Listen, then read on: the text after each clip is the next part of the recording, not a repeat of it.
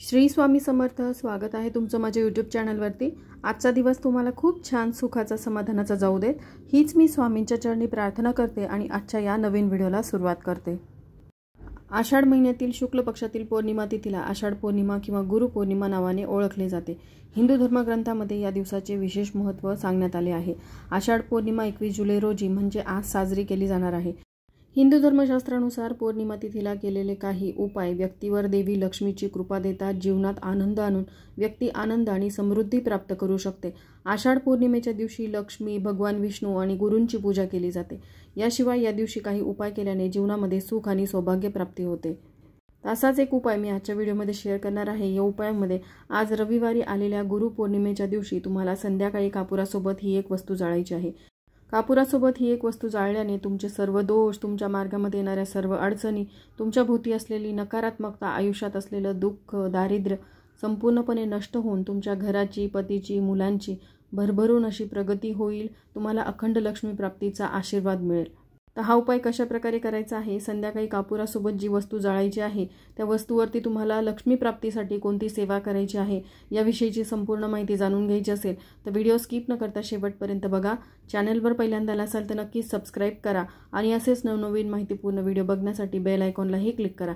त्यामुळे जेव्हाही मी नवीन video upload करेल तेव्हा त्याचं नोटिफिकेशन सर्वात आधी तुम्हाला मिळेल आणि तुम्ही एक पण व्हिडिओ मिस करणार नाही। तर पहा, प्रत्येक महिन्याला येणारी पौर्णिमा ही विशेष महत्त्वाची असते। केले जाणारे उपायही वेगवेगळे असतात।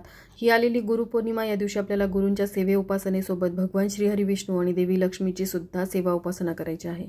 बघा, आपल्याला प्रत्येकाला असं वाटत असतं की आर्थिक स्थैर्य आपल्या घरामध्ये राहावं, आपल्या घरामध्ये पैसा टिकून राहावा आणि त्यासाठी आपण कष्ट घेत असतो, मेहनत घेत असतो, पण तरी देखील काही दोष आपल्याला असतात किंवा आपल्या भोवती जी नकारात्मकता असते त्यामुळे देखील आपल्याला अनेक त्रासांना, समस्यांना तोंड द्यावं लागतं। आणि पौर्णिमा, अमावस्या ज्यावेळेस येते त्यावेळेस मानवी शरीरातील पाण्याची पातळी ही कमी अधिक होते। त्यामुळे बऱ्याचशा व्यक्तींना मानसिक समस्यांना देखील सामोरं जावं लागतं, ज्यामुळे अशा व्यक्तींची सतत चिडचिड होते। घरात पाऊल टाकल्याबरोबर इतर व्यक्तींवरती ते राग काढतात। घरामध्ये असलेली लहान मुलं किरकिर करतात, मुलं मोठी असतील तर ते हट्टीपणा करतात, अभ्यासामध्ये त्यांचं मन लागत नाही। आणि बघा, देवी लक्ष्मी अशाच घरामध्ये स्थिर राहते, अशाच घरामध्ये ती निवास करते जिथे सुख, शांती, समाधान आहे। मग आपल्या घरामध्ये असलेलं वातावरण सुखी, आनंदमय ठेवायचं असेल तर काही विशिष्ट तिथींवरती उपाय करावेत। यामुळे हळूहळू आपल्या घरामध्ये फरक पडत जातो। याशिवाय आर्थिक समस्या घरामध्ये असतील तर तुम्ही खूप कष्ट करून, मेहनत करूनही घरामध्ये आलेला पैसा जो आहे तो फार काळ टिकत नाही। यानं त्या कारणाने तो घराबाहेर निघून जातो। मग तुमच्या मागे लागलेली आजारपणं असतील, घरामध्ये एखादी व्यक्ती आजारी पडते, ती बरी होत नाही की लगेचच दुसरी व्यक्ती आजारी पडते आणि त्यांच्या उपचारांमध्येच घरामध्ये आलेला पैसा निघून जातो, किंवा तुमच्या मागे अनावश्यक खर्च लागलेले असतील आणि बऱ्याचदा ते इच्छा नसतानाही करावे लागतात।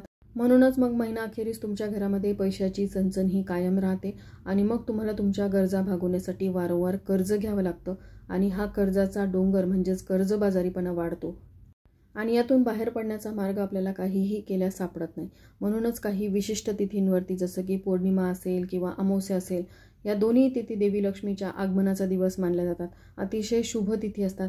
या दिवशी आपल्या घरामध्ये असलेलं वातावरण आपण चांगलं ठेवावं, सोबतच आपण काही उपाय करावे जेणेकरून लक्ष्मी आपल्या घरामध्ये स्थिर राहील, टिकून राहील। ज्या घरामध्ये सतत वादविवाद होतात, भांडणं होतात, पती पत्नीचं पटत नसेल, आई मुलाचं पटत नसेल, वडील मुलाचं पटत नसेल, कुटुंबियातील सदस्यांमध्ये मतभेद असतील, बऱ्याचदा घरामध्ये खूप पैसा असतो तरी देखील ही नकारात्मकता त्यांच्या घरामध्ये अशांतता पसरवते। त्यासाठी देखील तुम्ही हे उपाय करू शकता। कारण मी नेहमी तुमच्यासोबत शेअर करते की लक्ष्मी ही नेहमी पैशाच्या स्वरूपात नाही तर आपल्या घरामध्ये सुख, शांती आणि समाधानाच्या स्वरूपात सुद्धा नांदत असते। म्हणूनच आपल्या घरामध्ये जेही दोष आहेत, मग ते वास्तुदोष असतील किंवा तुम्हाला पितृदोष असतील, तर ते संपूर्णपणे घालवण्यासाठीच आपल्याला हे उपाय करायचे असतात। तुमच्यापासून माझ्यापर्यंत प्रत्येकाला असं वाटत असतं की देवी लक्ष्मी आपल्या घरामध्ये स्थिर राहावी, अखंड राहावी आणि त्यासाठी आपण प्रयत्न करत असतो, पण आपल्या प्रयत्नासोबतच नशिबाची साथ मिळावी म्हणून हे उपाय आपल्याला आज आलेल्या पौर्णिमा तिथीला करायचा आहे। तर पहा, तुमच्यापासून माझ्यापर्यंत प्रत्येकाला असं वाटतं की आपल्या घरामध्ये लक्ष्मी स्थिर राहावी, ती टिकून राहावी आणि त्यासाठी आपण कष्ट देखील घेत असतो, पण आपल्या कष्टासोबतच नशिबाची साथ मिळावी म्हणून हा उपाय आपल्याला आज दिवे लागणीच्या नंतर करायचा आहे। दिवे लागणीची जी वेळ आहे ती लक्ष्मीच्या आगमनाची वेळ असते, 6:30 ते 7:30ची वेळ।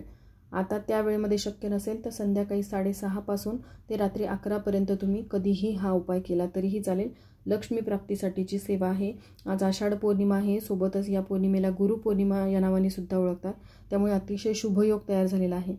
त्यामुळे या दिवशी तुम्ही लक्ष्मी प्राप्तीची ही सेवा आवर्जून करा. तर आज या व्हिडिओमध्ये मी तुमच्यासोबत 2 उपाय शेअर करणार आहे. या 2पैकी कोणताही एक उपाय तुम्ही तुमच्या समस्येनुसार करू शकता. तर यासाठी आपल्याला संध्याकाळी दिवे लागण्याच्या आधी घराची झाडझूड वगैरे करून घ्यायची. दिवे लागणीनंतर घराला कधीही झाडू नये, म्हणजे 6:30 ते 7:30च्या दरम्यान घरामध्ये झाडू मारू नये. असं केल्याने आपण आपल्या घरातली लक्ष्मी जी आहे ती घराबाहेर घालवत असतो. तर ही काळजी घ्यायची. त्यानंतर हातपाय वगैरे स्वच्छ धुवून घ्यायचे. त्यानंतर देवघरासमोर यायचं आहे. देवघरासमोरील दिवा प्रज्वलित करायचा, धूप अगरबत्ती लावून घ्यायची. आज पौर्णिमा तिथी असल्याने तुळशीसमोर शुद्ध गाईच्या तुपाचा दिवा लावायचा. शुद्ध गाईचं तूप नसेल तर म्हशीचं तूप वापरलं तरीही चालेल. त्यामध्ये चिमूटभर हळद टाकायची आहे. तिथे देखील धूप अगरबत्ती लावून घ्यायची. तुम्ही जर आज म्हणजे आषाढ पौर्णिमेला सत्यनारायणाची सेवा करत असाल तर ती सेवा करूनच मग तुम्हाला हा उपाय करायचा आहे. मग तुमची जी संध्याकाळची सेवा आहे ती झाल्यानंतर मग तुम्हाला देवघरासमोर बसायचं आहे, किंवा तुम्ही सत्यनारायणाच्या पूजेसमोर बसून ही सेवा केली तरीही चालेल. त्यासाठी तुम्हाला एक मातीचं भांडं घ्यायचं आहे. या मातीच्या भांड्यामध्ये सगळ्यात आधी खाली तुम्हाला अखंड तांदूळ, ज्याला आपण अक्षदा म्हणतो, ते टाकायचे आहेत. आणि त्यावरती तुम्हाला हळदी कुंकू वाहायचं आहे. त्या तांदळावरती तुम्हाला 5 ते 7 भीमसेनी कापराच्या वड्या ठेवायच्या आहेत. बघा, तांदूळ हे समृद्धीचं प्रतीक मानले जातात आणि ज्यावेळेस आपण लक्ष्मी प्राप्तीसाठी सेवा करतो त्यावेळेस तांदळाचा वापर आवर्जून करावा. ह्या भीमसेनी कापराच्या वड्या तुम्ही तुपामध्ये भिजवून घेऊ शकता, किंवा त्यावरती तुम्ही 1 चमचे तूप टाकायचं आहे. आता या कापुरासोबत ज्या वस्तू तुम्हाला जाळायच्या आहेत त्यावरती सगळ्यात आधी आपल्याला लक्ष्मी प्राप्तीसाठी सेवा करायची आहे. तर त्यासाठी आपल्याला 2 फूल असलेल्या लवंगा घ्यायच्या आहेत आणि 2 अखंड वेलची घ्यायच्या आहेत. या दोन्हीही वस्तू देवी लक्ष्मीला अतिशय प्रिय आहेत. याच्या सुगंधाने देवी लक्ष्मी आपल्या घराकडे आकर्षित होत असते.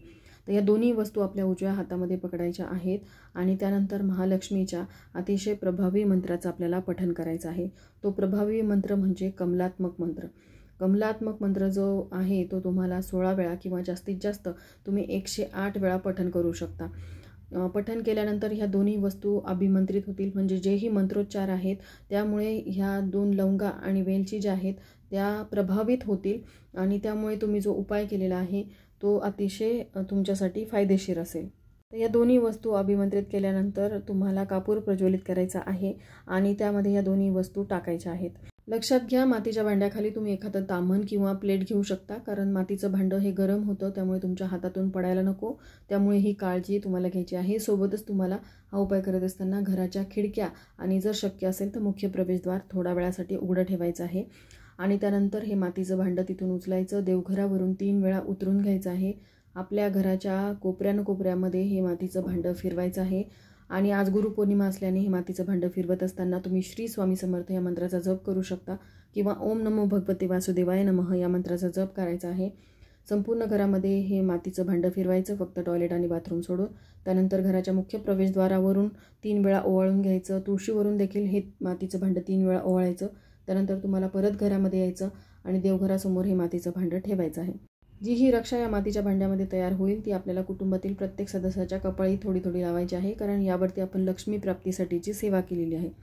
यामुळे काय होईल की जर एखाद्या व्यक्तीला दोष असतील किंवा त्याच्याभोवती नकारात्मकता असेल ती निघून जाईल, घरामधली नकारात्मकता निघून जाईल आणि लक्ष्मी प्राप्तीचे मार्ग तुमच्यासाठी खुले होतील. उर्वरित रक्षा तुम्ही एखाद्या डबीमध्ये भरून ठेवू शकता, किंवा तुम्ही त्यामध्ये पाणी घालून एखाद्या झाडाच्या मुळाशी टाकू शकता, फक्त तुळशीचं रोप सोडून. त्यानंतर दुसऱ्या उपायासाठी जर तुम्हाला या दिवशी म्हणजे पौर्णिमा किंवा अमावस्येच्या वेळेस खूप चिडचिड होत असेल तर अशा वेळेस काय करायचं की झोपताना तुम्ही तुमच्या उशाखाली 3 भीमसेनी कापराच्या वड्या ठेवायच्या आहेत. आणि दुसऱ्या दिवशी म्हणजे पौर्णिमेच्या दुसऱ्या दिवशी सोमवारी सकाळी उठल्यानंतर त्या भीमसेनी कापराच्या वड्या तुम्हाला स्वतःवरून अँटी क्लॉकवाईज म्हणजे घड्याळाच्या काट्याच्या विरुद्ध दिशेने उतरून घ्यायच्या आहेत. आणि त्या तुम्हाला एखाद्या मातीच्या पंतीमध्ये घराच्या बाहेर बाल्कनीमध्ये म्हणा किंवा घराच्या अंगणामध्ये जाळून टाकायच्या आहेत. असं तुम्हाला पौर्णिमेपासून 7 दिवस करायचं आहे. नक्कीच तुमच्यामध्ये हळूहळू फरक पडेल. तुमची जी चिडचिड होते किंवा तुम्ही इतरांवर रागराग व्यक्त करता ती जी नकारात्मकता आहे किंवा जे दोष तुमच्याभोवती आहेत ते संपूर्णपणे नष्ट होतील.